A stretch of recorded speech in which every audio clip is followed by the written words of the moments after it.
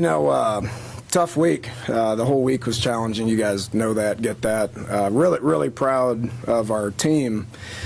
Coaches and players of just staying the course and getting to the point to where we're playing ball. And you can look at the stats or whatever it is, but bottom line is our team bought into just getting out there and playing ball. And that's what they did. That was a heck of a ball game. Really want to compliment our fans.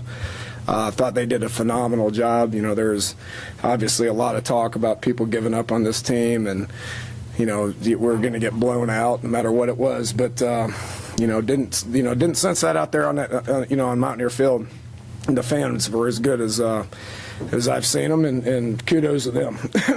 So just told the team, enjoy the win, get ready. This is going to happen again next week.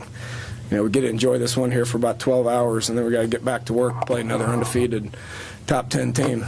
So it's just life in the Big 12, and we're excited about it. So with that, I'll take some questions. Was it in the game plan to go downfield, or was that just develop more based on what they did? It's what they were giving us. It's just what they were giving us. You look at last week's game, and you can sit here and say, why didn't you target receivers? Well, there's a bunch of different reasons for that. Clint did a great job of keeping the play alive, and we had a sense that he could do that. Just watching film from when he was at Florida State, you could see that's kind of what he was doing. He doesn't operate the offense. Everybody's going to ask the question, why hasn't he been playing? Blah blah blah. He's been getting better and better and better, and the operations for me on the sideline was incredibly frustrating. I threw a few temper tantrums, which I'm quite embarrassed about. But it's just the communication just needs to get better. The relationship with me and him needs to get better. But he did what we thought he could do, which was just be a ball player and get out there and keep the play alive. And he does do a good job of throwing the deep ball. When you say the relations need to get better, is that just something that only repetition? Yeah. We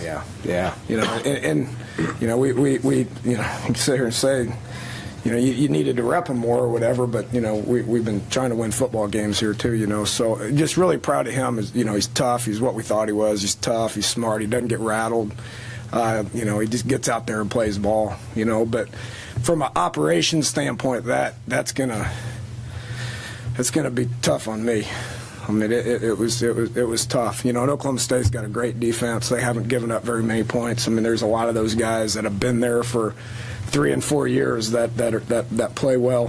For us to get 30 points on them is a tribute to our guys. One of those temper tantrums on the delay of game penalty, because he went to the locker room after that, or did he get? Yeah, he got dinged up. It was really the one. It was on the delay. We didn't snap the ball, but that's when he hurt his arm, and I don't know what happened. I haven't talked to anybody. He went to the locker room. I don't know what happened, but I'm just like, and that's just his competitive spirit. I mean, dude, if you get hurt, you need to lay down, and let somebody come tend to you so we don't get a delay. I mean, one he was slow getting to the huddle, and then the communication's not very good, so it took longer than I want it to take to get the play called, and then we got a delay. And obviously that's not good. And then the last delay, when we're trying to put the game out of reach, Dreamus, he's got to get down if he can't score. That was mistake number one. And then we subbed, which we should have subbed. And then he's staring at the play clock, and he just let it go down. I don't know what to say. I got to coach him better. So there was a couple of them that resulted in a temper tantrum. I got to do better at that.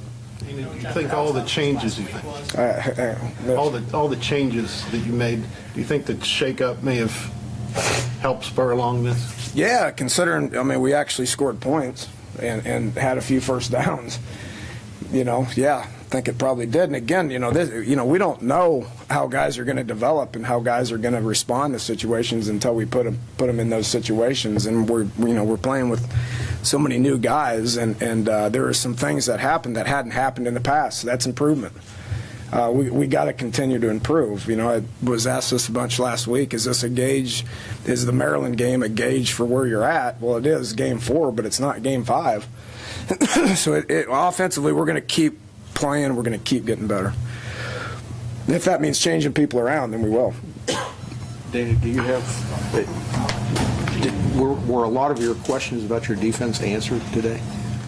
Played well.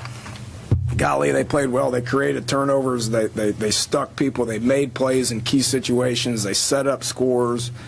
They held a team to 21 points that probably hasn't been held to 21 points for quite some time. They played well.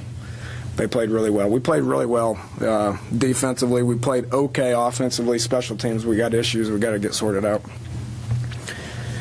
Coach, after how tough this last week was, like you mentioned, what was it like that final minute for this coaching staff? I think we saw Coach Peterson's best vertical leap all year.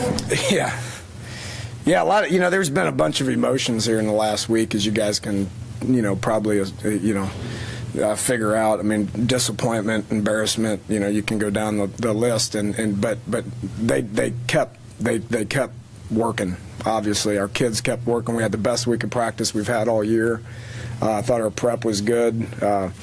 We get ourselves to the game. We felt like we could win. We did. We felt like we could win, so we went out there and we wanted it pretty bad, and it wasn't pretty in some situations, but we did a great job. And then to come into a stadium that was rocking and just was really in the game the whole time is a tribute to our fans. It was a special moment at the end of the game for sure.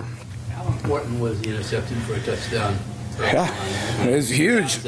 Man, huge. And that's what we talked about all week, and I said this to y'all, I believe on Tuesday, that we look at all these goals and stuff up here defensively, and we think we're playing better defense, which we are. But if you want to go from good to great, then you got to make bigger plays. And we did. Cook's interception in the fourth quarter was huge. Icky's interception return for a touchdown was enormous. We got the fumble, which set up a field goal, which was huge. That's the reason we won the game.